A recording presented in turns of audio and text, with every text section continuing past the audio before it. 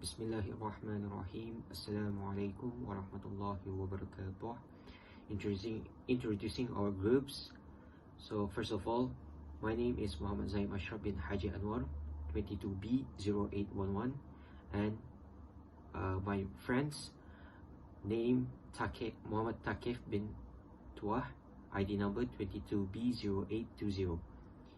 So today we will be sharing some information regarding our topic, which is Daruriyyat in Islamic Shariah. So first of all, as we know that there are three different categories of Maqasid Shariah.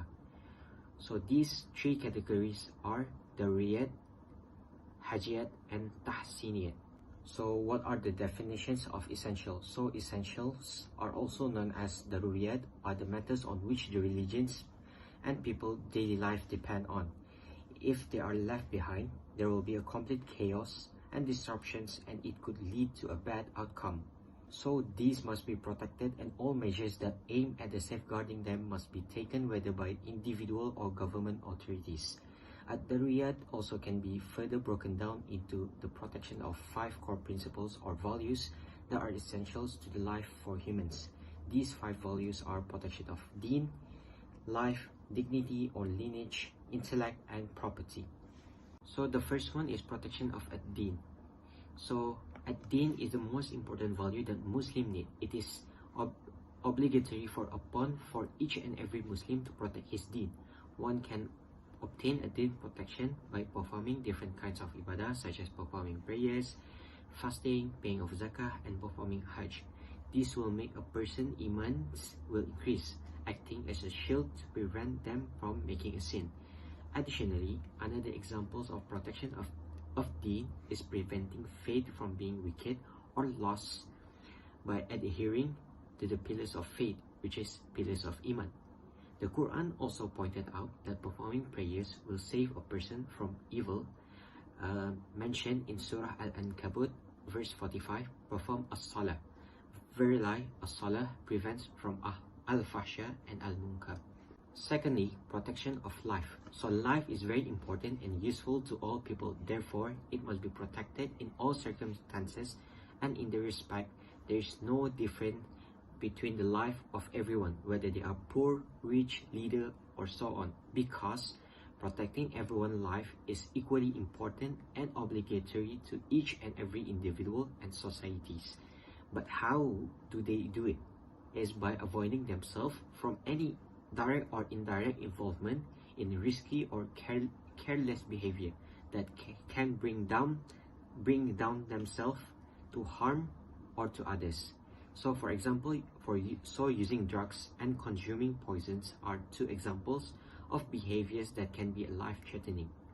So some of the examples of Daruriyyat in life are keeping alive by providing for their fundamental needs, such as food, drinks, shelters, safeguarding life from any illness or anything that endangers, and enhancing life quality through sports and leisure activities, just like Khalifah Umar advised his family to stay active regularly.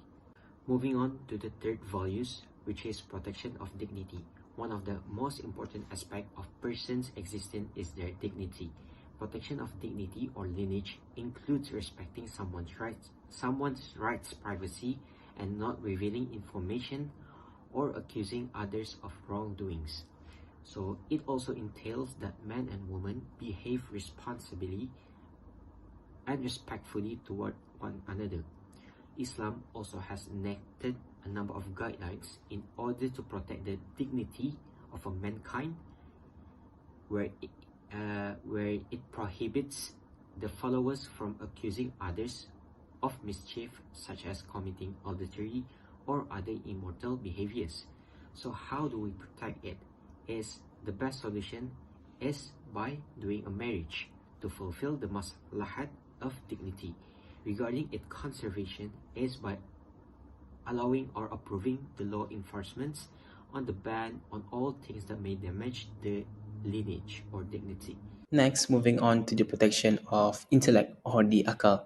So first of all, protecting or preserving our intellect involve avoiding activities or behaviors that can harm our mental health and ability to think critically, especially as Muslims.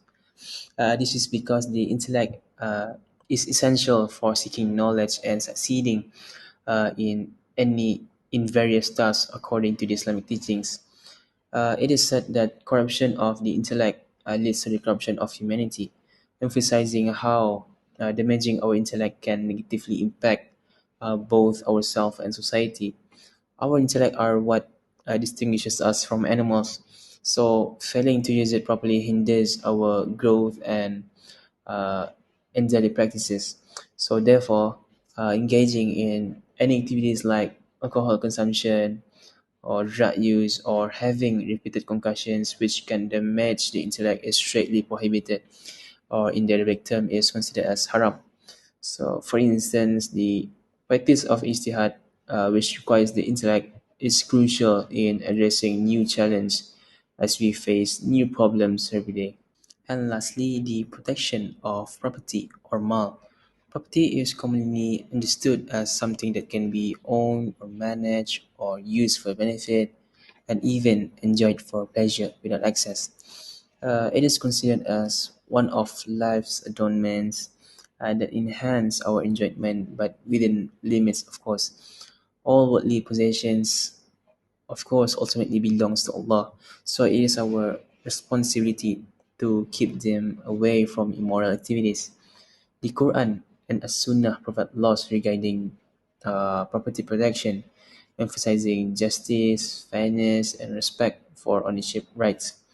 While Islam encourage acquiring wealth for personal and societal improvements, it must be done in a way that aligns with Allah's pleasure.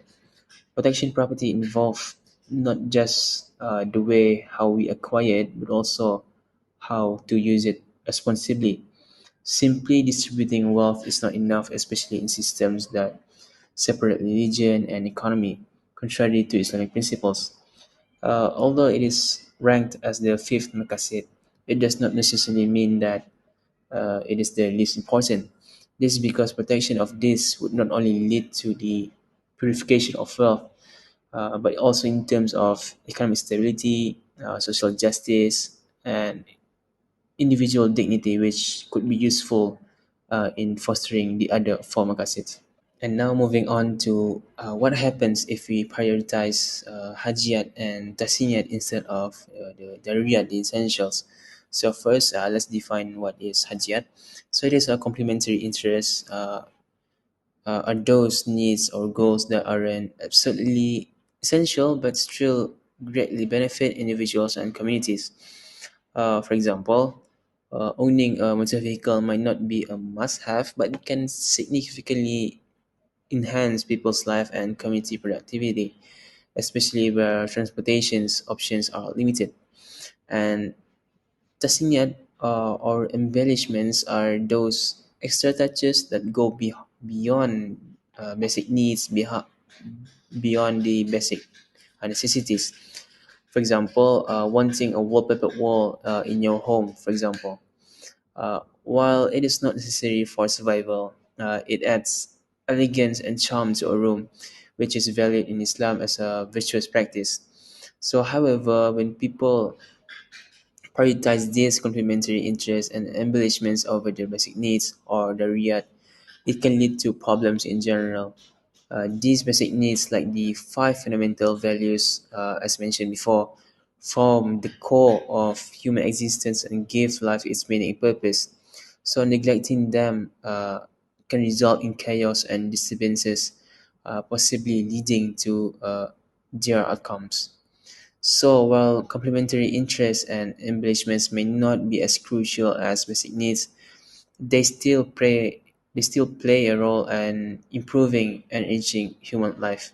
So, in conclusion, it can be said that Daruriyyat serve as a vital starting point in recognizing the necessary principles of Islamic Sharia, as it highlights the importance of preserving the five fundamental values, namely religion, life, lineage, intellect, and property.